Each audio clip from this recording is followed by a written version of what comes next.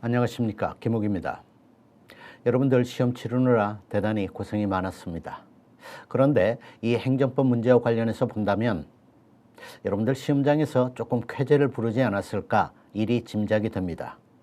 대단히 평이하게 출제가 되었다, 이렇게 한마디로 총평을 할 수 있겠습니다. 행정법 강론에서는요 7문제가 출제가 되었고, 그 다음에 사례형 문제 있죠. 수험생들이 사례형 문제에 관해서 굉장히 조금 어렵다 이렇게 느끼는 부분이 있는데요.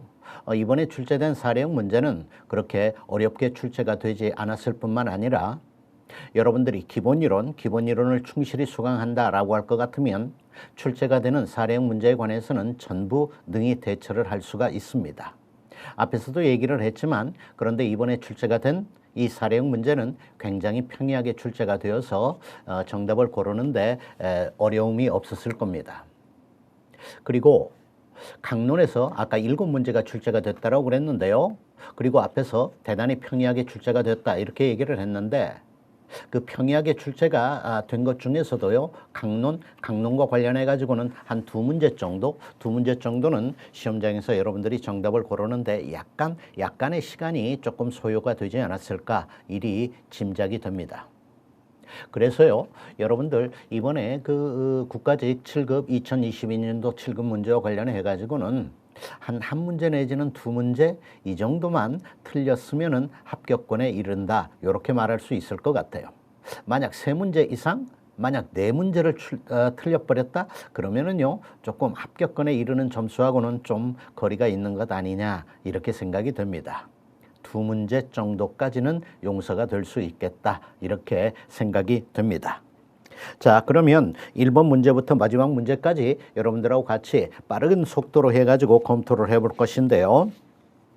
옳지 않은 것은 이렇게 출제된 문제와 관련해 가지고는 정답항 요것만을 중심으로 해 가지고 여러분들하고 검토를 할 것이고, 그 다음에 옳은 것 골라라 이렇게 되어 있는 문제는요 그 선지 전체를 여러분들하고 같이 검토를 해 보도록 할 겁니다.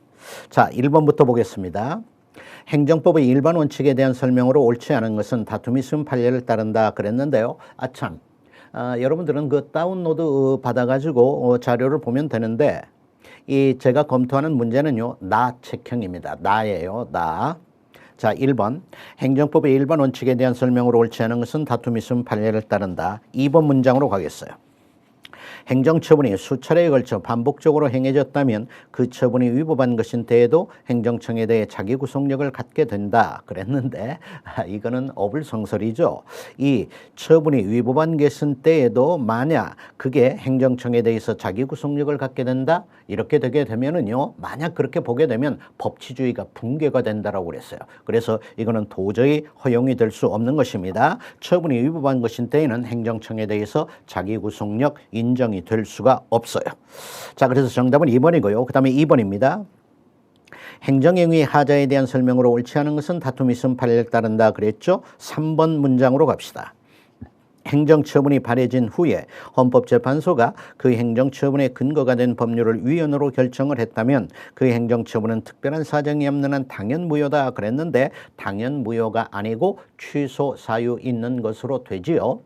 그러니까 어떤 행정처분이 법률에 근거해 가지고 발령이 되고 난 후에 그 후에 헌법재판소에 의해서 그 처분의 근거 법률에 대해서 위헌 결정이 내려졌다라고 할 때에 그 처분은 어떻게 되느냐, 기본적으로 원칙적으로 특별한 사정이 없는 한 그런 얘기입니다. 그때 취소 사유 있는 것으로 된다라고 하는 얘기예요. 물론 헌법재판소에 의해서 위헌 결정이 있고 난 후에 이제 처분이 그 위헌 결정이 내려진 법률에 근거해 가지고 발령이 되었다라고 할 것 같으면 그때 처분은 두말할 여지 없이 당연 무효가 됩니다. 자, 여하튼 정답은 3번이고요. 그 다음에 3번으로 갑시다. 행정규칙에 대한 설명으로 옳지 않은 것은 판례를 따른다 그랬죠. 1번 중앙행정기관의 장이 정한 훈령, 예규 및 고시 등 행정규칙은 상위법령의 위임이 있다 하더라도 행정기본법상의 법령에 해당하지 않는다 그랬는데요. 거기 훈령, 예규 및 고시 등 행정규칙이 상위법령의 위임이 있어가지고 그 위임받은 사항을 훈령, 예규, 고시 등의 행정규칙으로 규정을 해놓고 있더라. 그러면은 이걸 흔히 뭐라고 그러죠? 행정규칙 형식의 법규명령이다 또는 법령 보충 규칙이다 이렇게 말하는 것이죠. 그럴 때 그 법규성이 있는 이 법규성이 있는 법령 보충 규칙 이것과 관련해 가지고는요. 이것도 행정기본법에서 법령의 범위에 포함을 시켜놓고 있습니다. 그러니까 일반적으로 보면은요. 일반적으로 보면 법령 하면은 뭘 가리킵니까? 법률. 그 다음에 대통령령, 총리령, 부령과 같은 법규 명령을 가리키죠. 그래서요. 이 법령이라고 하는 단어가 일반적으로 보면은 요거는 법률을 가리키고요. 요거는 법규 명령 이걸 가리킵니다. 그렇다면 훈령이다, 고시다, 지침이다 라고 하는 것은요. 제외가 되는 거예요. 그런데 훈령, 고시, 지침 등이 상위 법령의 위임을 받아가지고 위임 한계 내에서 규정을 해놓고 있다. 그럴 때는 훈령이다, 고시다라고 하더라도 그게 법규로서의 성질, 법규 명령으로서의 효력이 인정이 되지요. 그게 바로 법령 보충규칙, 행정규칙 형식의 법규 명령이다라고 하는 것인데 이런 경우에는 훈령, 고시, 지침, 예규와 같은 행정규칙의 형식으로 정립이 되어 있다 하더라도 그게 법규성이 있는 것이니까 법규 명령의 일종으로 볼 여지가 있게 되는 것입니다. 그래가지고요 행정기본법에서는 이 법령의 범위에 그 법령 보충규칙 이 법령 보충규칙도 포함을 시켜놓고 있습니다. 이 법령 보충규칙도 행정기본법에서는 법령의 범위에 포함을 시켜놓고 있다 그런 얘기예요. 그렇다면 행정기본법에서 말하는 법령이라고 하는 것은 법률, 그 다음에 대통령령, 총리령, 부령과 같은 전형적인 법규명령하고 그 다음에 행정규칙 형식의 법규명령, 법령 보충규칙이 포함이 된다 이렇게 되는 것입니다.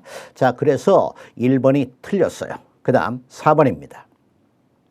행정계획에 대한 설명으로 옳지 않은 것은 판례를 따른다. 1번 4대강 살리기 마스터 플랜은 4대강 정비사업 지역 인근에 거주하는 주민의 권리 의무에 직접 영향을 미치는 것이어서 행정처분에 해당한다. 그랬는데 틀렸죠. 이거는 그야말로 마스터 플랜일 뿐입니다. 밑그림일 뿐이다 라고 하는 얘기예요. 그래서 이거는 국민의 권리나 의무에 직접 영향을 미치는 게 아니에요. 다시 말해서 행정쟁송의 대상이 되는 처분이 아니다 라고 하는 얘기입니다. 자, 그래서 1번이 정답이고요. 그 다음에 5번으로 갑시다. 행정기본법상 처분의 취소 및 철회에 대한 설명으로 옳지 않은 것은 그랬어요. 2번을 갑니다. 당사자가 부정한 방법으로 수익적 처분을 받은 경우에도 행정청이 그 처분을 취소하려면 취소로 인해 당사자가 입게 될 불이익을 취소로 달성이 되는 공익과 비교 형량을 해야 한다 그랬는데요. 수익적 처분이 발령이 되고 난 후에 그 수익적 처분에 존재하는 하자 등을 이유로 해가지고 행정청이 직권으로 자신이 발령한 그 수익적 처분을 취소하려고 한다. 그럴 때에는 행정청은 뭘 하도록 되어 있죠? 이익 형량, 비교 형량을 하도록 되어 있습니다.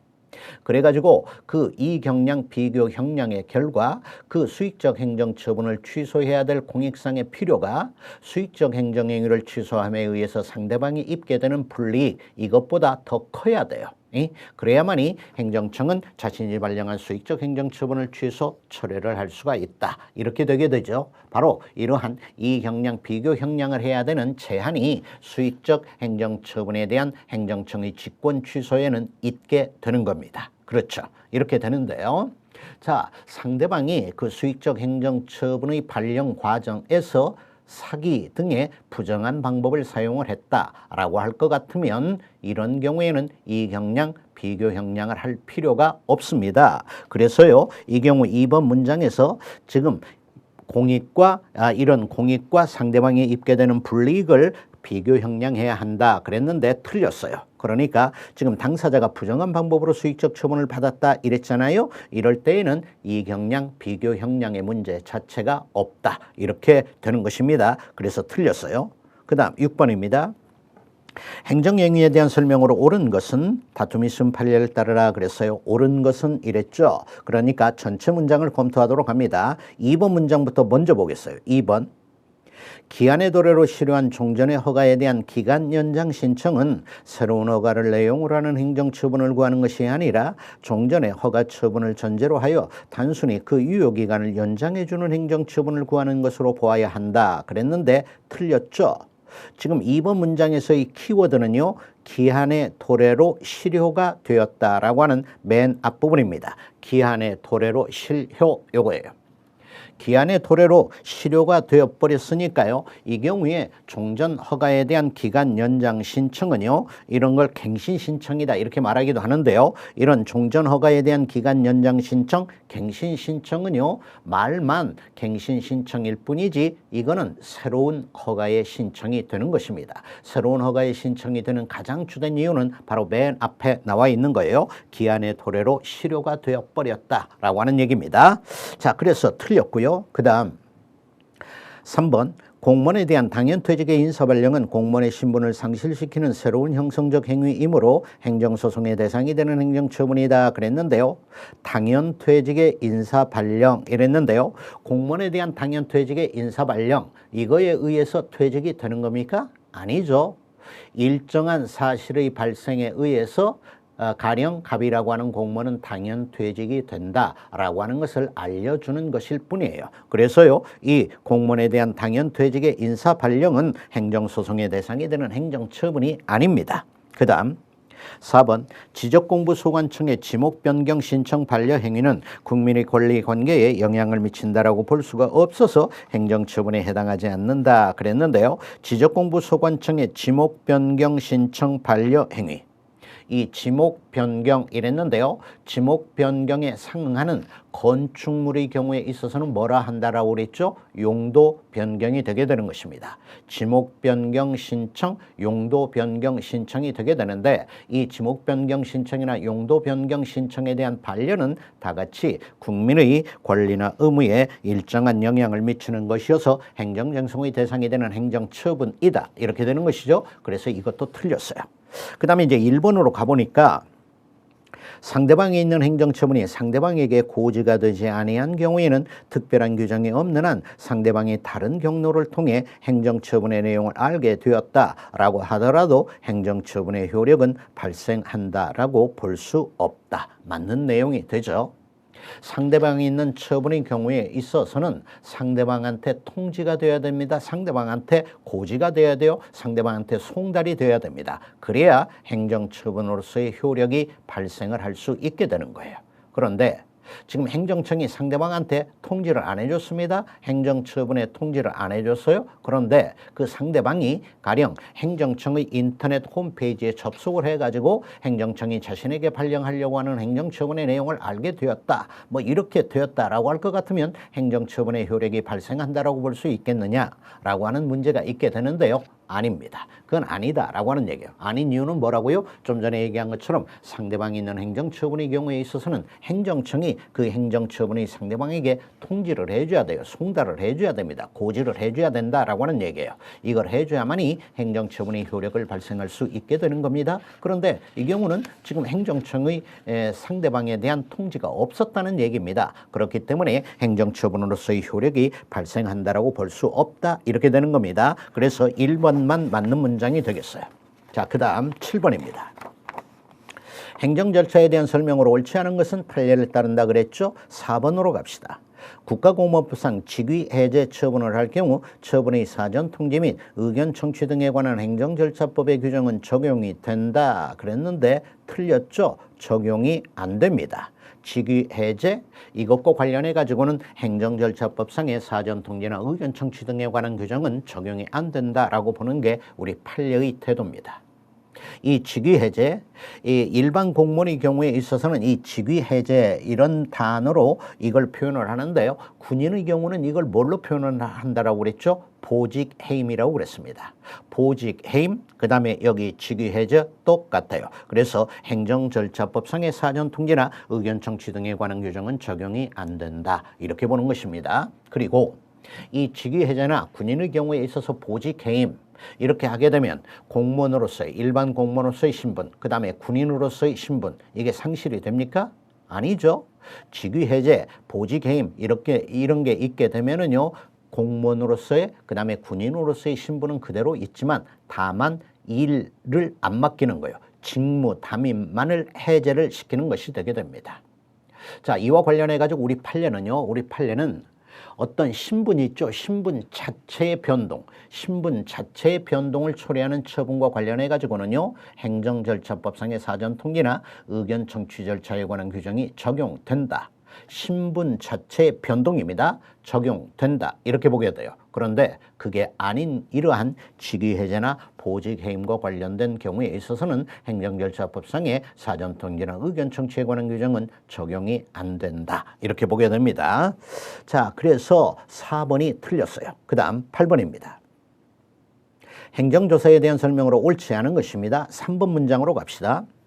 행정조사기본법 4조, 이게 행정조사의 기본 원칙에 관한 규정인데요. 이런 4조는 조세나 보안 처분에 관한 사항에 대해서 적용을 하지 않는다 그랬는데요. 이거 주의해 줘야 된다라고 그랬죠. 세금, 조세 등과 관련된 사항에 대해서는 행정조사기본법이 적용되나요? 안 되나요? 원칙적으로 적용이 안 됩니다. 조세 등과 관련된 사항에 대해서는 행정조사기본법이 원칙적으로는 적용이 안 돼요. 다만 이제 행정조사기본법상의 일정한 규정입니다. 일정한 규정은요, 예외적으로 조세 등과 관련한 행정작용에 있어서도요, 적용이 됩니다. 그 적용이 되는 대표적인 행정조사기본법의 규정이 바로 이 행정조사의 기본 원칙을 규정해 놓고 있는 4조 등이 되게 돼요. 그래서요, 이 행정조사기본법 4조와 같은 행정조사의 기본 원칙에 관한 규정은요, 이 규정은 조세와 관련한 행정작용에도 적용이 된다라고 하는 얘기입니다. 그래서 3번이 틀렸어요. 그 다음 9번입니다. 제재처분에 대한 설명으로 옳지 않은 것은 다툼이 있으면 판례를 따른다 그랬어요. 1번 문장으로 갑니다. 일정한 법규 위반 사실이 행정처분의 전제 사실이자 형사법규의 위반 사실이 되는 경우 형사 판결이 확정이 되기 전에 그 위반 사실을 이유로 제재 처분을 했다면 절차적 위반에 해당한다 그랬는데요. 행정기관이 행정청이 어떤 우리 국민이 저지른 위반 사실에 대해서 행정적 제재 처분을 하느냐라고 하는 거다고요. 그 다음에 그 국민이 저지른 위반 사실에 대한 형사처벌을 하느냐라고 하는 문제는 기본적으로 별개입니다. 기본적으로 별개예요. 그렇기 때문에 무슨 형사사건에 대해서 재판이 확정이 된 후여야만이 제재적 행정처분이 가능하다 이렇게 되는 것이 아닙니다.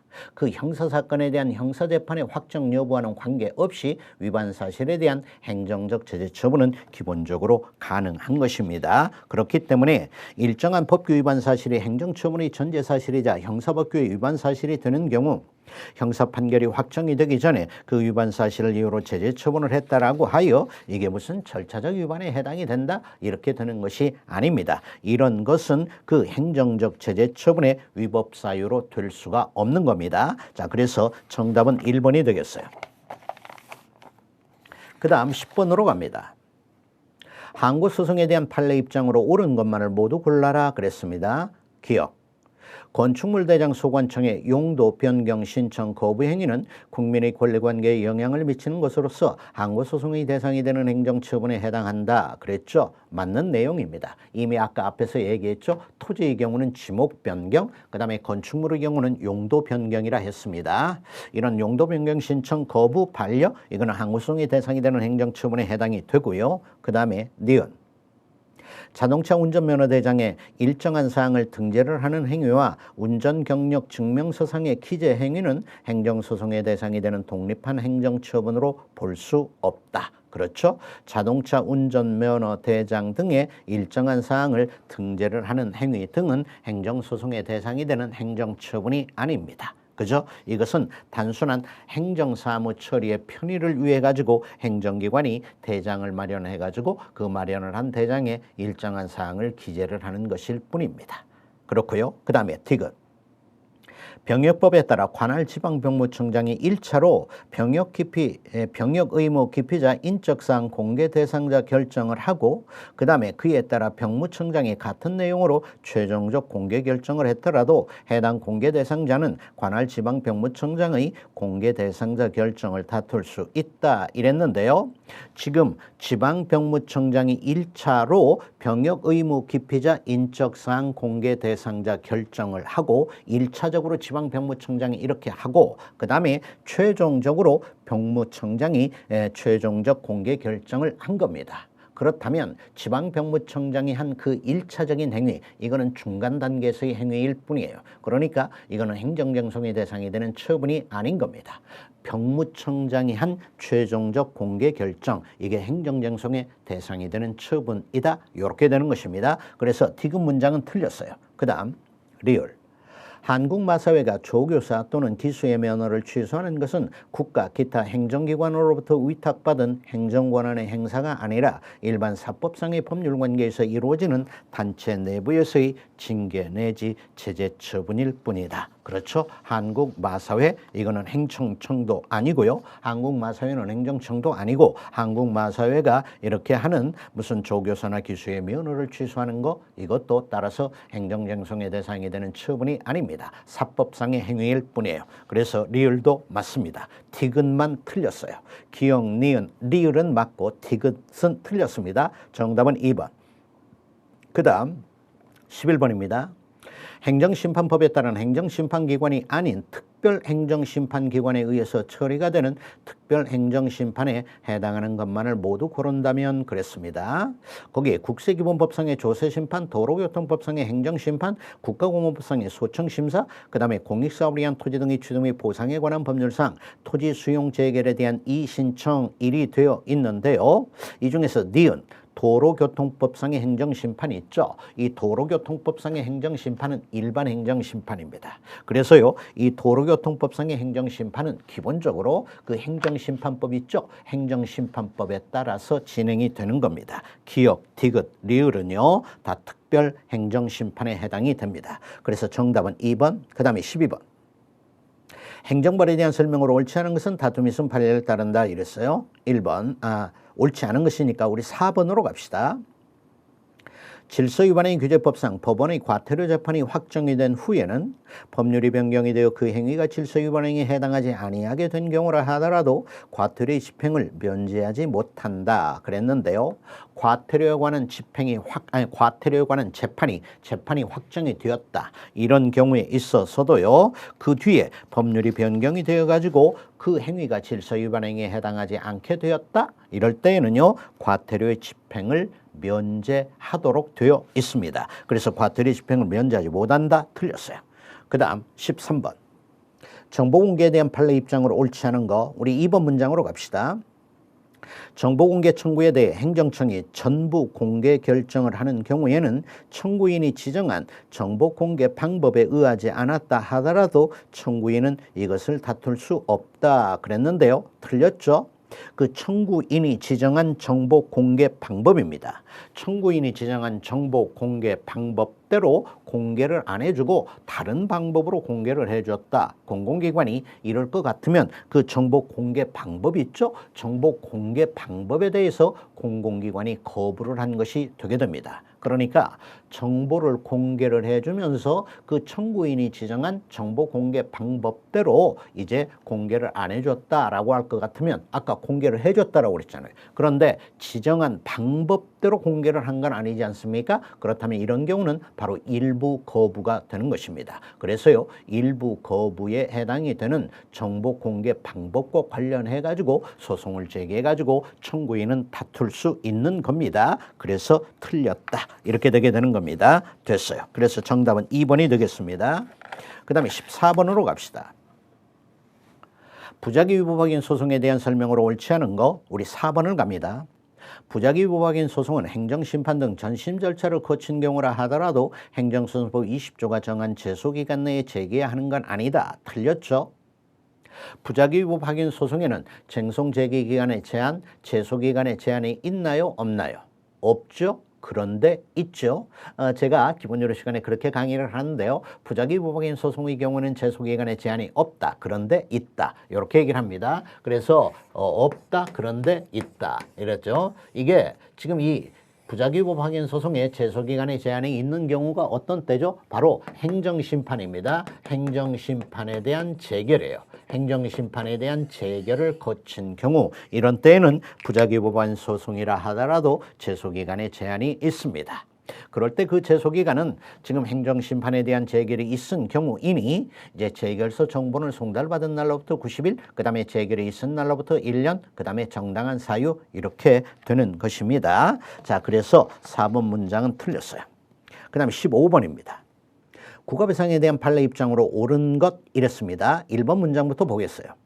공익근무요원은 국가배상법 2조 1항 단서 규정에 의해 손해배상 청구가 제한이 된다 그랬는데요.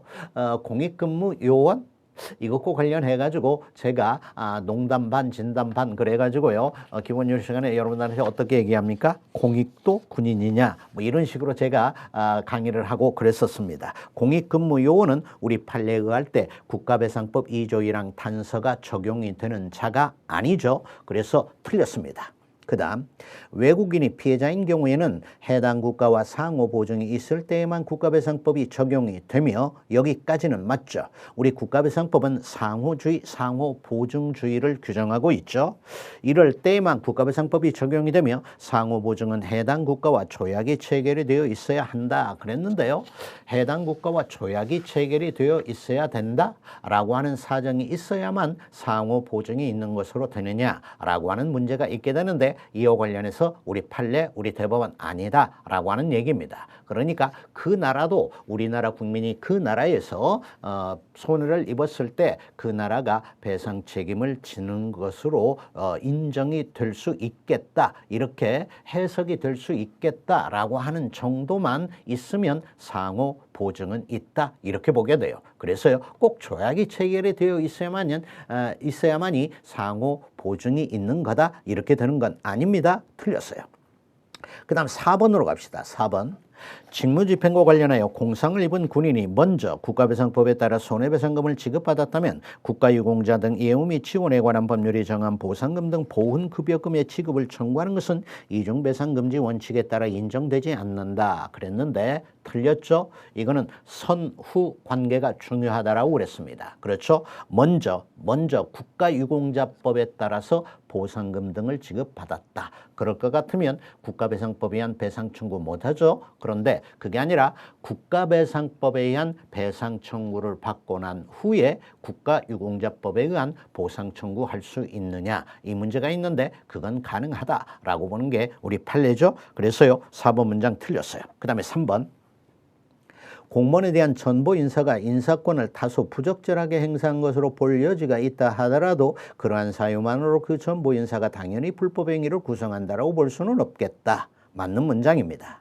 만약 여기서 불법 행위를 구성한다라고 할 것 같으면 손해배상 책임의 문제가 등장을 하겠죠. 자, 그런데요. 이 경우 관련해 가지고 우리 판례 당연히 불법 행위를 구성한다라고 볼 수는 없다. 이렇게 판단을 했어요. 어떤 경우냐면 공무원에 대한 전보 인사 이게 있는데 그 전보 인사가 인사권을 다소 부적절하게 행사를 했다라고 하는 얘기입니다. 이렇게 인사권을 다소 부적절하게 행사했다라고 볼 여지가 있다. 요것만 가지고는 불법 행위를 구성한다라고 볼 수 없다. 이렇게 보는 것입니다. 자, 그래서 3번이 옳은 문장이 되겠어요. 그 다음에 16번입니다.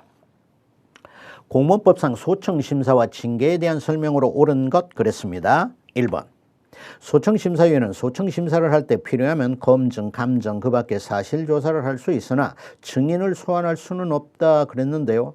왜 증인은 소환할 수 없는 것이겠습니까? 어불성설해요. 당연히 소청심사위원회가 소청사건을 심사할 때는요. 증인 이런 거 소환할 수 있습니다. 실제로 이 국가공무법에서 증인 이런 거 소환할 수 있게끔 규정을 해놓고 있습니다. 그 다음 2번 2022년 9월 30일 청구된 소청사건에서 소청심사위원회가 정직 처분을 취소하려는 경우에는 재적의원 3분의 2 이상의 출석과 출석의원 과반수의 합의가 있어야 한다 그랬는데요.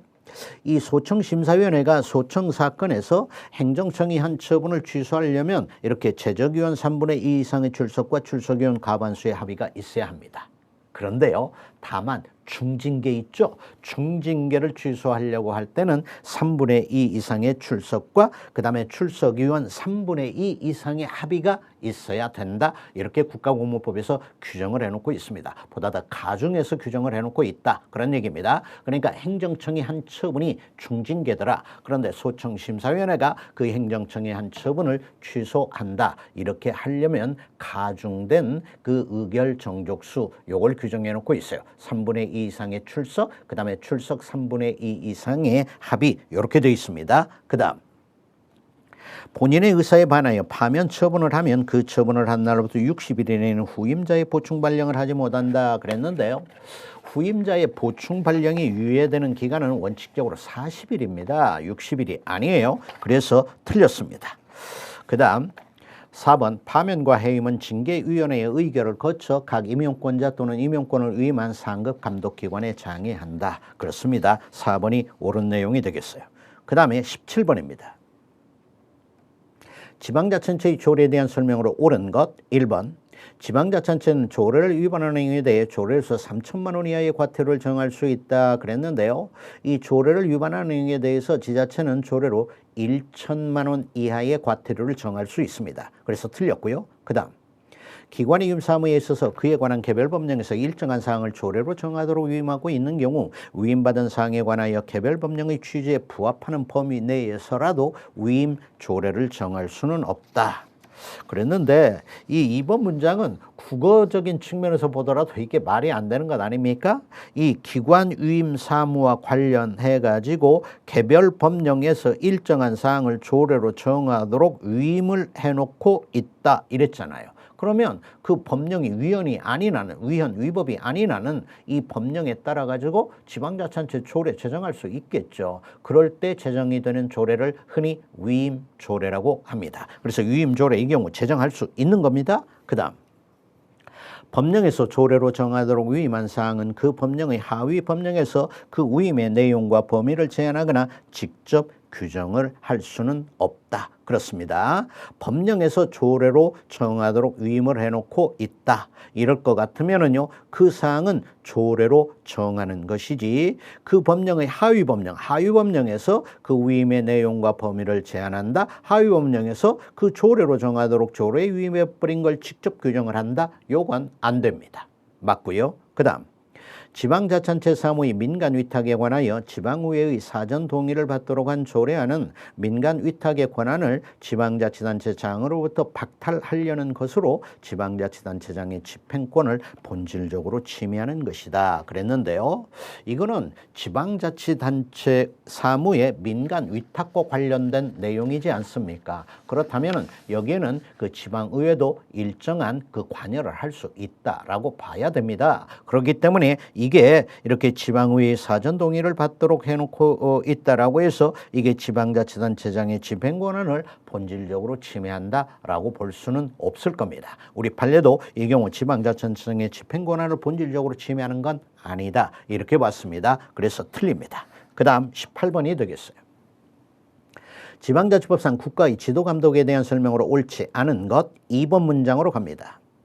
시장 군수가 법령에 따라 그 의무에 속하는 시도 위임 사무의 관리와 집행을 게을리하고 있다라고 의심이 되면 행정안전부 장관은 기간을 정하여 서면으로 이행할 사항을 명령할 수 있다 그랬는데요. 이게 이른바 직무이행명령과 관련된 내용이 되겠죠. 이게 직무이행명령하고 관련이 되게 되는데 이 직무이행명령은요. 주무부 장관 그 다음에 시도지사, 주무부 장관하고 시도지사가 하는 거예요. 주무부 장관이 시도한테 하고요. 그 다음에 시도지사는 그 다음에 시군구한테 이렇게 하는 겁니다. 이 주무부 장관이 이 직무이행명령을 시도한테도 하고 시군구한테도 한다? 이건 아니에요. 주무부 장관은 시도지사한테, 그 다음에 이 시군구한테는 이 시도지사가 하는 거예요. 그러니까 이 주무부 장관이 상급 감독기관으로서의 성질을 갖는다면 시도지사가 하급 감독기관으로서의 성질을 갖는다. 이렇게 볼 수 있게 됩니다. 물론 지금 이 문장에서는 이걸 주무부 장관이라고 하지 아니하고 행안부 장관 이렇게 해놓고 있는데요. 행안부 장관이 여기에 나오는 건 어불성설입니다. 주무부 장관 또는 시도지사 이렇게 되거든요. 직무이행명령권을 가지고 있는 자가. 그런데 시, 군, 구에 대해서는 이제 시도지사가 갖는 것입니다. 그래서 틀렸어요. 2번 문장 틀렸습니다. 맞는 문장으로 바꾼다면 시장군수가 법령에 따라 그 의무에 속하는 시도유임 사무의 관리와 집행을 게을리하고 있다라고 의심이 되면 행안부 장관이 아니라 시도지사가 기간을 정하여 서면으로 이행할 사항을 명령할 수 있다. 이렇게 바꿔야 맞는 문장이 되겠습니다. 그 다음 19번입니다. 경찰 조직과 경찰 행정에 대한 설명으로 옳은 것 그랬습니다. 1번 시도에 2개의 시도 경찰청을 두는 경우 그랬습니다. 이럴 때에는 시도지사 소속으로 2개의 시도 자치경찰위원회를 둘 수 없다 이랬는데요. 이 말이 안 되죠. 그 시도경찰청 시도경찰청별로 시도자치경찰위원회를 두도록 돼 있어요. 그래가지고요, 만약 시도에 2개의 시도경찰청을 두는 경우다. 그럴 때는요, 2개의 시도자치경찰위원회 둘 수 있게끔 되어 있습니다. 자, 그래서 틀렸어요. 그 다음 임의동행은 상대방의 동의 또는 승낙을 그 요건으로 하는 것이므로 경찰관으로부터 임의동행 요구를 받은 경우 상대방은 이것을 거절을 할 수 있지만 임의동행 후에는 경찰관서에서 언제든지 퇴거할 자유가 있는 건 아니다 그랬는데요. 임의동행을 한 후에도 경찰관서에서 언제든지 퇴거를 할 수가 있습니다. 언제든지 나 나가겠다 하고 나올 수가 있는 거예요. 그래서 언제든지 퇴거할 자유가 있습니다. 틀렸어요. 그 다음 위해성 경찰 장비인 살수차와 물포는 집회나 시위 참가들을 해산하기 위한 목적의 경찰 장비이고 경찰관이 직사 살수의 방법으로 집회나 시위 참가자들을 해산시키는 것은 집회의 자유나 신체의 자유를 침해할 우려가 있으므로 적법 절차의 원칙을 준수해야 한다. 두말할 여지가 없죠. 이렇게 적법 절차의 원칙을 준수하면서 이런 물포, 그 다음에 살수차 이런 거 사용해야 되는 겁니다. 두말할 여지가 없고요. 그 다음에 자 4번 국가경찰위원회의 사무는 경찰청에서 수행하며 국가경찰위원회의 회의는 제적위원 과반수의 찬성으로 의결한다. 일이 되어 있는데요. 거기 뒷부분 국가경찰위원회의 회의는 제적 과반수, 그 다음에 출석 과반수 이렇게 됩니다. 그래서 제적위원 과반수가 출석을 하고요. 그 다음에 출석위원 중에서 과반수의 찬성으로 의결을 한다. 이렇게 돼요. 다시 말하면 제적 과반수, 그 다음에 출석 과반수 이렇게 된다는 얘기입니다. 자, 그래서 4번에 맨 뒤에 제적위원 과반수의 찬성으로 의결한다. 이 부분은 틀린 것이 되겠습니다. 그 다음 20번 봅니다. 공물의 사용관계에 대한 설명으로 옳지 않은 것은 그랬어요. 다툼이 있으면 판례를 따른다 그랬습니다. 1번 1번이 아니라 옳지 않은 것이니까 4번으로 가도록 했어요.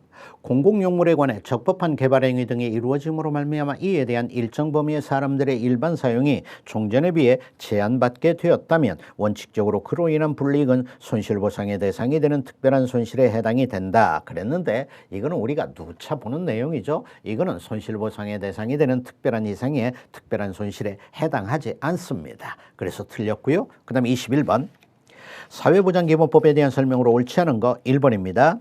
사회보험은 국가와 지방자치단체의 책임으로 시행을 하고 공공부조와 사회서비스는 지방자치단체의 책임으로 시행하는 것을 원칙으로 하며 국가는 지방자치단체의 재정 형편 등을 고려하여 이것을 협의 조정해야 한다 그랬는데요. 거기에 사회보험이 있고 그 다음에 공공부조와 사회서비스 이 부분이 있는데요. 사회보험 이 부분은 틀렸고요. 그 다음에 공공부조와 사회서비스 이 부분은 맞는 내용입니다. 거기 사회보험은 국가와 지자체의 책임으로 시행한다 그랬는데요. 사회보장기본법은 사회보험은 국가의 책임으로 시행한다. 이렇게 규정을 해놓고 있어요. 그래서 지자체가 빠져야 됩니다. 자, 그래서 1번이 정답이 되고요. 그 다음에 22번입니다. 조세의 부과 징수 및 그 구제에 대한 설명으로 옳지 않은 거 다툼 있음 판례를 따른다 그랬어요. 3번 문장으로 갑시다. 과세표준과 세액을 감액하는 경정처분에 대해서 그 감액 경정처분으로도 아직 취소가 되지 아니하고 남아있는 부분을 다투는 경우 적법한 전심 절차를 거쳤는지 여부, 그 다음에 제소기간의 준수 여부는 당의 경정처분을 기준으로 판단해야 된다 그랬는데요. 당의 경정처분을 기준으로 판단을 하는 게 아니라 당초 처분이죠. 당초의 처분을 기준으로 해가지고 판단을 하는 겁니다. 물론 이 당초 처분은 감액 경정 처분이 있은 후니까요. 그 감액 경정 처분에 의해서 감액이 되고 남은 당초 처분이 될 겁니다. 여하튼 당초 처분을 기준으로 판단을 해야 된다. 이렇게 됩니다. 왜 당초 처분을 기준으로 판단을 해야 된다라고 그랬죠? 당초 처분이 이때 쟁송의 대상이 되는 것이기 때문입니다. 그래서 쟁송의 대상이 되는 그 당초 처분을 기준으로 해가지고 판단을 하는 겁니다. 자, 그래서 3번이 틀렸어요. 그 다음 23번입니다. 다음 사례에 대한 설명으로 옳은 것입니다. 경기도 A 군수는 개발촉진지구에서 시행이 되는 지역개발사업의 시행자로 B를 지정 고시를 하고 실시계획을 승인 고시를 하였다. B는 개발사업구역에 편입이 된 갑소유 토지에 관해 공익사업을 위한 토지 등의 취득 및 보상에 관한 법률에 따라 갑과 협의를 했으나 협의가 이루어지지 아니하자 경기도 지방토지수용위원회에 위 토지에 대한 수용 재결 신청을 하여 수용 재결서 정본을 송달받았다. 자, 이런 내용입니다. 1번. 갑은 수용 재결에 불복할 때는 그 재결서를 받은 날로부터 60일 이내에, 그 다음에 이 신청을 거쳤을 때는 이 신청에 대한 재결서를 받은 날부터 30일 이내에 각각 행정소송을 제기해야 된다 그랬는데 틀렸죠. 이게 옛날에는 맞았어요. 예, 이게 60일, 30일이 옛날에는 맞았는데요. 지금은 어떻게 돼 있느냐? 그 60일은 90일, 그 다음에 30일은 60일로 바뀌었습니다. 그래서 90일, 60일 이렇게 해줘야 1번이 맞는 문장이 되고요. 그 다음에 2번. 갑이 수용재결에 이의가 있을 경우 경기도 지방토지수용위원회를 거쳐 중앙토지수용위원회에 이의를 신청할 수 있다. 맞는 내용입니다. 이 신청할 때는요, 이 신청을 할 때는 그 수용재결을 했던 토지수용위원회 있죠? 요걸 거쳐 가지고 중앙토지수용위원회에다가 이 신청하도록 되어 있습니다. 맞아요. 그 다음. 갑이 수용재결에 대해 중앙토지수용위원회 이의재결을 거친 후 취소를 제기할 경우 이의재결에 고유한 위법이 없는 경우에도 중앙토지수용위원회를 피고로 하여 수용재결의 취소를 구해야 한다 그랬는데요. 만약 3번 문장이 맞다면 이거는 재결주의가 채택이 되어 있는 경우가 될 수가 있게 됩니다. 그런데 이 공익사업을 위한 토지 등의 취득 및 보상에 관한 법률은 행정소송과 관련해 가지고 재결주의를 채택하고 있나요? 아니죠. 재결주의를 채택하고 있는 게 아니라 원처분주의를 채택하고 있어요. 그래서 3번 문장을 맞는 문장으로 바꾸면 이렇게 됩니다. 갑이 수용재결에 대해 중앙토지수용위원회 이의재결을 거친 후 취소를 제기할 경우 이의재결에 고유한 위법이 없는 경우에도 중앙토지수용위원회를 피고로 하여 그랬는데요. 이게 아니라 경기도 지방토지수용위원회를 피고로 해가지고 수용재결의 취소를 구해야 한다. 이렇게 바뀌어야 맞는 문장이 됩니다. 그 다음. 갑이 보상금의 증액 청구를 하고자 하는 경우에는 경기도 지방토지수용위원회를 피고로 하여 당사소송을 제기해야 된다 그랬는데요. 자, 이 보상금의 증액 청구 이랬거든요. 그게 바로 뭡니까?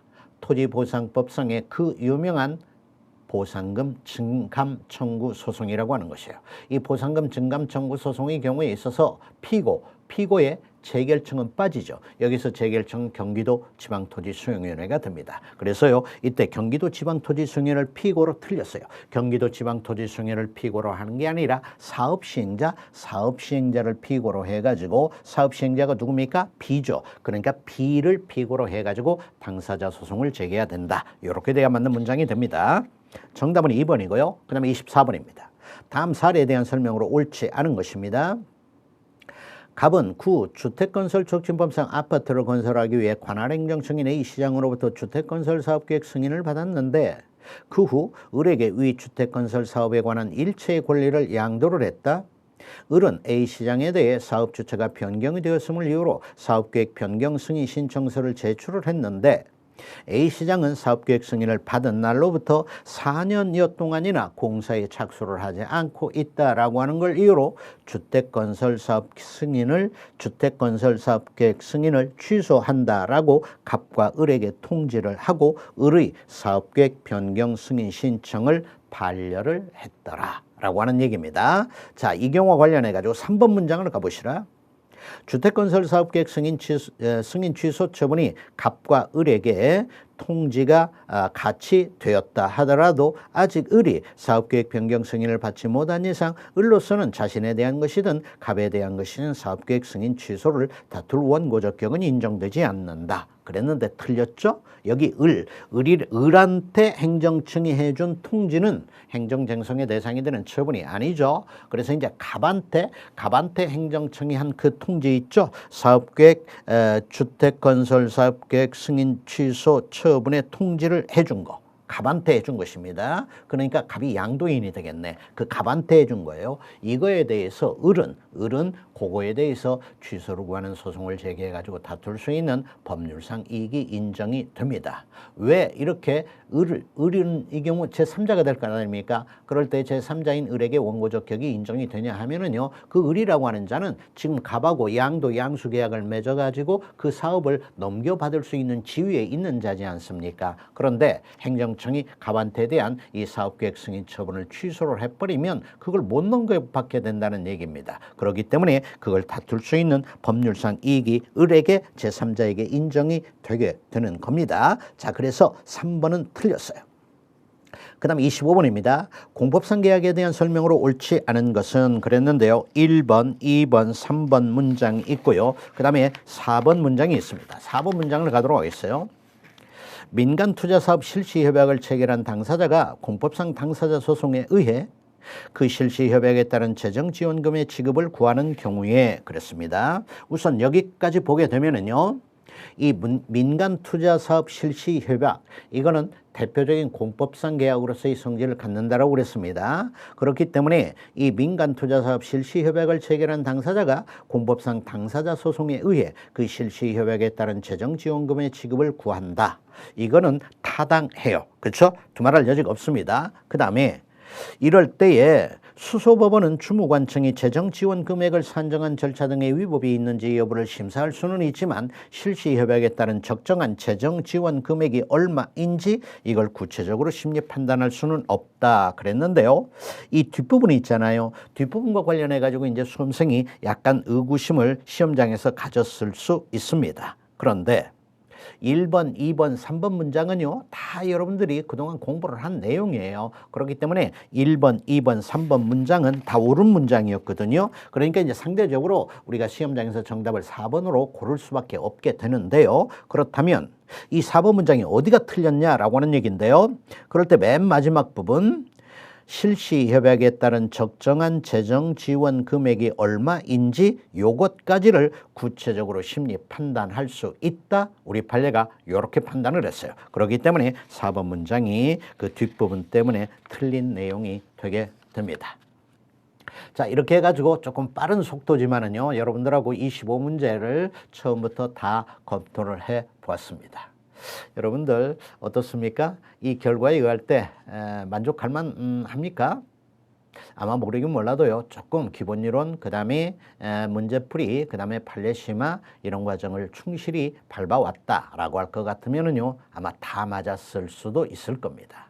조금 양보를 한다면 한 문제, 조금 더 한 발 더 양보를 한다면 두 문제, 요 정도 이상은 틀릴 수 없겠다. 이렇게 볼 수 있겠어요. 그래서 저는 합격권을 두 문제 정도로 보고 있습니다. 또는 조금 더 한 발만 더 양보를 한다면 세 문제까지는 어떻게 용서가 될 수 있을 것 같아요. 그런데 네 문제부터는 절대 용서가 되지 않는 그런 수준의 문제였다.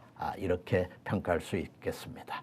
자, 지금까지 여러분들하고 같이요, 2022년도 국가직 7급 행정법 문제를 전부 검토를 해 보았습니다. 여러분 수고하셨습니다.